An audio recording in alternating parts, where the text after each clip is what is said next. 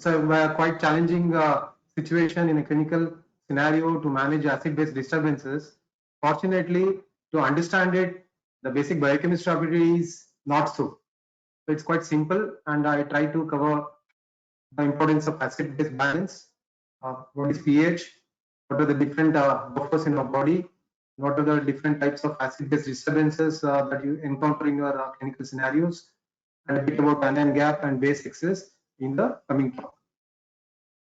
So, well, I had to keep this slide to show the importance of the environment. Or see, the last week there was a cricket match between India and England, and it was talk of the town. Not because of the performance of the individuals, even though there were excellent players, they crumbled like leaves, fallen leaves, just because of there was a poor pitch condition. So it is not just the ability of a person, but also the environment in which he is performing will also influence the outcome. Similarly, in a complex biological system as ours, in which so many molecular interactions and as well as enzymatic reactions happen. So the environment in which all these things are happening, or the fluid, the extracellular fluid or intercellular fluid, where these enzymatic reactions and molecular interactions are happening, are definitely influenced by the conditions of the fluid, be it the temperature or the pH of the fluid. And pH is one of the important factors, because depending on the pH, the activity of an enzyme can cease or can be accelerated. So acid-base homeostasis involves not only chemical but also physiological process responsible for the maintenance of the acidity of the body fluids at levels that allow optimal function of the whole individual. So normally our body pH ranges between 7.35 to 7.45. So what happens if the pH goes above or below that? So definitely, as I told you, it affects the enzyme functions and as well as the resting membrane potential of certain cells, such as nerves. So if there is a decrease in pH, there will be decreased excitability of the neurons, resulting in drowsiness or dullness of the nervous system. And if there is a pH or that is alkalinity, there will be increased excitability of the cells. So it is just about the resting membrane potential, but it also affects the enzyme functions. It also affects the oxygenation level of the tissues and as well as the hemoglobin. So we'll cover those part in the coming slides. So what is pH actually? So pH is nothing but a way to express the concentration of hydrogen ions in a fluid, and it is expressed in a logarithmic way, in a logarithmic formula, so that it is easier to denote in numbers. So it is a log to the base of 10 of a reciprocal of hydrogen ion concentration. In a solution, to measure pH is quite easy, and you just have to measure hydrogen ion concentration. But in a system as complex as ours, in which the pH is not just influenced by the hydrogen ion concentration, but also the changes in the bicarbonate ions and as well as the carbonic acids or PCO2. So there is a formula that is called Henderson-Hasselbalch equation, which takes into account these parameters to calculate the pH. The one advantage of it is when you send the sample to a lab for analysis of arterial blood gas analysis, so we are going to measure only the pH and PCO2 in this formula, and the bicarbonate ion concentration is calculated using this formula. So what are the acids which are present or bases present in our body, which are influencing the pH of the extracellular as well as intracellular fluids? Unlike what we know about the strong acids such as HCl, where these carbonic acid, phosphoric acid, pyruvic acid and lactic acids are very weak acids, and they actually influence the pH of a solution, that is the blood or extracellular fluids, of which pyruvic acid and lactic acid are the byproducts of a glycolysis, but a carbonic acid is because of the carbon dioxide interaction with the water, but the bases are bicarbonate and as well as bisphosphonates. So the acid-base balance involves the ratio of bicarbonate ions and bicarbonic acid. At a pH of 7.4, the ratio is 20:1. So any changes to this ratio either increase in the bicarbonate ions or decrease in the carbonic acid will influence the pH. At pH 7.4, the bicarbonate concentration is around 24 milliequivalents per liter, and the carbonic acid will be around 1.2 milliequivalents per liter. However, carbonic acid is not directly measured; it is expressed in the forms of PCO2. The carbonic acid is the main source of hydrogen ions in our body, especially in the blood, and it actually dissociates into proton and a bicarbonate ion. So when in the carbonic acid form, it is influencing the acidic side of the pH by ready to donate the hydrogen ion. But when it is in the bicarbonate ion form, it acts as a base and ready to accept the proton or a positively charged ion. So it has to be noted that only protons which are singular are going to influence the pH of a system. If they are bound to any proteins, they are not going to influence the pH of a liquid. So what is acidosis? Acidosis in a human context, the pH of anything less than 7.35 is called acidosis. And as I shown you previously, the ratio is maintained at 20:1 at a pH of 7.4. So definitely the ratio will be affected, and this can be either due to addition of excess acids into the system, resulting such as the ratio of 20:2, or the loss of bicarbonate ions, resulting in a ratio of 10:1. Both are same. Just I am indicating here that either addition of hydrogen ions or loss of bicarbonate ions can result in acidosis. So acidosis can happen, as I told you, because of the retention of carbon dioxide in the lungs. They may be because of underlying clinical conditions, chronic pulmonary diseases. So the accumulation of carbon dioxide will eventually translate it into a carbonic acid and results in acidosis. Since the respiratory system is primarily involved for this cause, so it is called respiratory acidosis. The acidosis can also happen because of other causes, and they are called metabolic acidosis, in which if the kidney is the main reason because of failure to excrete the acids, which results in accumulation of acid in the blood, resulting in acidosis. It can also because of the ingested or the acids produced in the body, such as keto acids or lactic acids, or ingested such as salicylates, glycol poisoning. It can also because of loss of bicarbonates, especially in prolonged diarrhea, chronic diarrhea, can lead to metabolic acidosis. So if you note down here, the ratio, if it is in a respiratory acidosis, the ratio is 20:2. I'm just giving an indication here that the ratio is changed by the addition of acid, not by the decrease in HCO3, that is bicarbonate ion. But in metabolic acidosis, the ratio can be because of addition or this. Am I audible? Is there any question?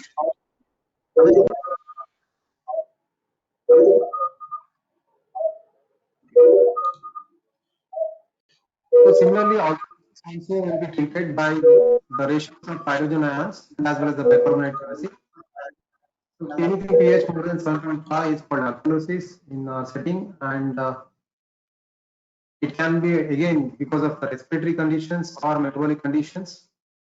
There is a hyperventilation, or in a patient is in, or a person is in a high altitude area, or in anxiety situations, a person might hyperventilate, resulting in washout of the carbon dioxide and eventually the carbonic acid, and resulting in alkalosis. It can also be because of accumulation of bases in the blood because of excess aldosterone, which is again influenced by the potassium and hydrogen and the renal tubules, and can result in metabolic alkalosis. And the ingestion of alkaline drugs definitely leads to alkalosis, as well as prolonged vomiting. Because of prolonged vomiting, there will be loss of protons through gastric acid, and there will be loss of acid and resulting alkalosis. Again, ratio will be skewed here because of these changes. So how does body responds to these changes in acidosis and alkalosis? Because body tries to maintain a narrow pH range in which it can function optimally. So it does it by various methods. One of the most common and readily available method is through buffer, which are present in the body fluids, either and through organs such as the respiratory organ system, renal, as well as intracellular shift of ions. So I'll take one by one. First, go to the buffers in a body system. Buffers are nothing just like a sponge, which can absorb excess water, water is spilled, or it can release water when it's needed. So it instantaneous and can act at a narrow range. So what are the buffers present in our system? They are phosphate buffers, bicarbonate buffers, and protein buffers. If you see in this diagram, so if the pH is on 7.4, which are where all the points are intersecting in the center of the plot. As we are on the right side, as we keep on adding the hydrogen ions, the pH changes, but the change in the concentration because of the buffers, the change in pH is not so linear. Up to addition of 5 milliequivalents of hydrogen ions, the change in pH is not linear when compared to the after 5.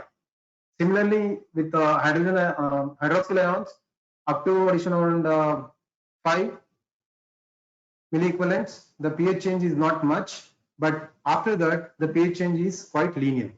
So it says our buffers are very narrow range at which they are going to maintain the pH. They try to maintain. So as I told you, buffers act very immediately within milliseconds, and at the tissue levels, these are very relevant. So what are the buffer system present intracellularly? Although it is not required to discuss it here, since we are dealing with acid-base balance, so let's discuss about the intracellular conditions also. So in a phosphate buffer system, it is present in intracellular, and most of it is carried by the disodium hydrogen phosphate. So if there is excess hydrogens are present in the cell, because definitely cells are in a metabolic condition, there will be continuous production of acids. So this will be neutralized by conversion of the phosphate buffer, in which it becomes sodium dihydrogen phosphate with the release of sodium.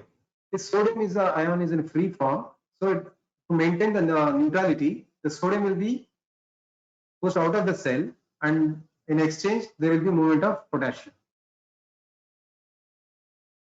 So this is one of the major mechanisms in which intracellular pH is maintained, and also in the kidney tubules.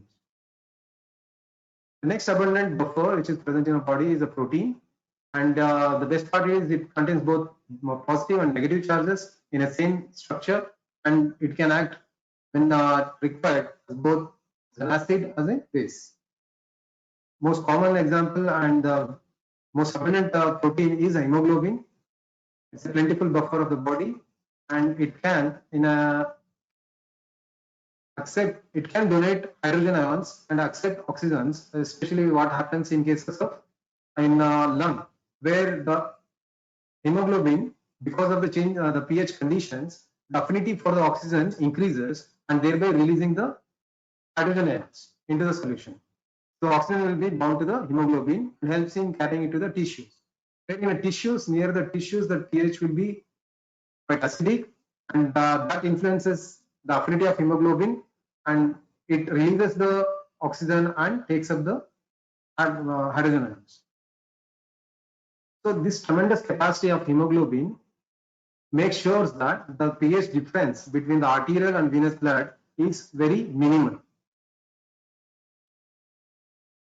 So another important buffer system is a bicarbonate buffer system, because it can be regulated both respiratory system by respiratory system as well as renal system, either by regulating the carbonic acid or by bicarbonate excretion at the level of kidney tubules.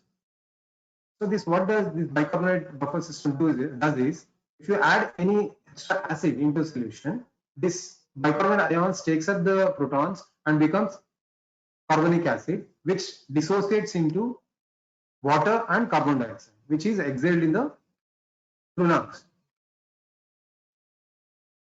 So if you are strenuous exercise, if you are done and there is accumulation of lactic acid, or in a septic conditions where there is accumulation of lactic acid, so the lactic, once it is added, these hydrogen ions combine with the bicarbonate ions, they're forming carbonic acid, and it is finally exhaled through the lungs, as I told you. And the contrary, when there is alkalosis, opposite happens.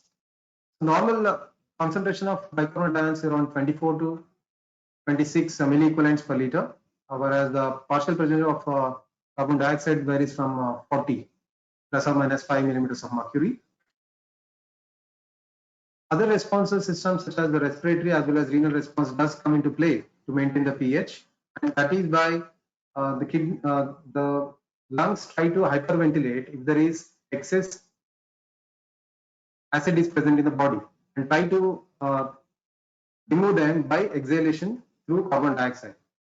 If there is alkalosis, then it try to there will be hyperventilation and there will be accumulation of carbon dioxide, and hence the try to acidify the body fluid. Whereas kidney, it can do both. It can either eliminate hydrogen ions or bicarbonate ions, and it can play with that. So it can compensate for both acid and base imbalances within 24 hours, and it also provides a long-term control. So how does the kidney try to maintain the pH in case of metabolic acidosis? So here, by excretion of ammonia, it tries to drive away the excess hydrogen ions present in the system. So the amino acids like glutamine in the distal renal tubules will be, the ammonium will be generated, which diffuses into the renal tubules, and it reacts with the protons which are coming out from the distal tubule through a channel and forms the ammonium chloride, which is a weak acid, and excreted through the urine. You have to note here, in exchange for a proton, there will be influx of sodium into the distal tubules, which again forms sodium bicarbonate and gets back into the circulation, so adding base into the system. So it is not only removing the acids but also adding a base buffer system into the blood. So there are the very minor effect is interstellar shift of ions because of the acidosis and alkalosis. What happens here, whenever there is acidosis, there is a movement of excess of hydrogen ions from extracellular to intracellular. In order to maintain the neutrality, electrical neutrality, the potassium will come out from the cells. So it is very commonly you can see whenever there is acidosis, it is also accompanied by hyperkalemia or vice versa. So similarly in alkalosis also, if there is alkalosis, there will be hypokalemia because there will be intracellular movement of potassium. Here you don't have to correct the potassium while treating, you address the alkalosis or acidosis causes, and the potassium values will automatically get taken care of. Another electrolyte which gets influenced by the acid base is chloride, that is called chloride shift, and it is mainly required at the time of oxygen dissociation when there is movement of bicarbonate ions from the RBCs. However, it is not helpful in maintaining the acid base balance. So this, what I'm told, is just a simple acid base management with the presence of a buffer system, but there will be a compensating mechanism to counter the change in the pH. So if there is, you can see here in the metabolic acidosis condition where there is decreased bicarbonate ions, the compensatory mechanism will be by the respiratory system. So it tries to decrease the partial pressure of carbon dioxide by excess hyperventilation. So there will be decrease of around 1.2 millimeters of mercury for every dropping bicarbonate ion, 1 milliequivalent bicarbonate ion. So it is easy to remember just the last two digits. For example, the normal pH is 7.4. So the normal PCO2 concentration is also the last two digits of the pH, that is 40. So easy to remember, but it cannot be so with alkalosis and respiratory conditions. Maybe based on whether it is acute or chronic, the kidney tries to recover the excess amount of hydrogen ions, bicarbonate ions in case of respiratory acidosis, increasing its capacity from 1 milliequivalent per liter to 3.5 milliequivalent per liter for every increasing 10 millimeters of carbon dioxide. The effect of compensation is not to is only to attenuate, but not to completely correct. So it might, the pH might change in spite of effective compensation. Sometimes there may not be effective compensation. The compensation may be insufficient. That can lead to combined acid-base disturbances. So in those combined acid-base disturbances, certain parameters will help us to further understand the underlying mechanism of disturbances. One is the anion gap. Anion gap, as the name says, there is a, the anions are excess there, or something is excess. Actually, if you see in a biological system, the number of cations and the number of positive the anions will be same. So cations are the ones which move towards cathode, anions are the ones which move towards the anode. So cations are positively charged, anions are negatively charged. In an anion gap, we are measuring the unmeasured anions through an equation. So what are those unmeasured anions? For example, proteins, albumin. Albumin is an important unmeasured anion. You can measure it, but there are many other anions such as other proteins, even so other acids which are added into the system or ingested, like keto acids also, lactic acid, you may not be measuring it. So we cannot measure every anion. So in a way, workaround is just measure what is possible and note down the difference. So that gives an unmeasured anions, and that can help you in deciding the underlying cause of metabolic acidosis. So normal anion gap is around 10 to 12 milliequivalents per liter. If you see, sodium is always a higher concentration when compared to chloride and bicarbonate ions. So if there is an exogenous or the internally the body is producing more acids, the chloride and bicarbonate concentration will decrease, so resulting in increase in the anion gap. But however, in the patients with hypoalbuminemia, we need to correct the anion gap, because there will be erroneous normal anion gap if you don't account for the loss of albumin. So formula is this one. So other than this, there will be base excess also. The concept base excess, the point of debate, how to use it, base deficit and everything. However, in the coming class, in the session, while dealing with how to go about finding the cause, the underlying mixed acid-base disorders, one can, Dr. Sudhanshu will be covering about the delta gap, and which is more useful in understanding the underlying metabolic acidosis. So delta gap is nothing but a difference between anion gap and as well as the change in the bicarbonate ion concentration. Are there any questions? Sir, in the previous slide, the anion gap, it is the summation of chloride and bicarbonate ion, is it? It's not the product of chloride and bicarbonate ion, is it? Yeah, it is summation. I think that is a plus has to be there instead of there is one. Okay. Okay, sir. Okay. So we have to add all anions, like even the if lactic acid is measurable, we have to include that also in this. No. We will not include them. You see, if you have already measured lactic acid and you have found it is elevated, then there is no point in calculating anion gap, is it? You already know that metabolic acidosis is because of unmeasured anions, and that is because of lactic acid. Okay, sir. Okay. So the formula remains same, whether irrespective whether you measure other anions such as lactic acid, even keto acids. So it doesn't make a difference to the formula.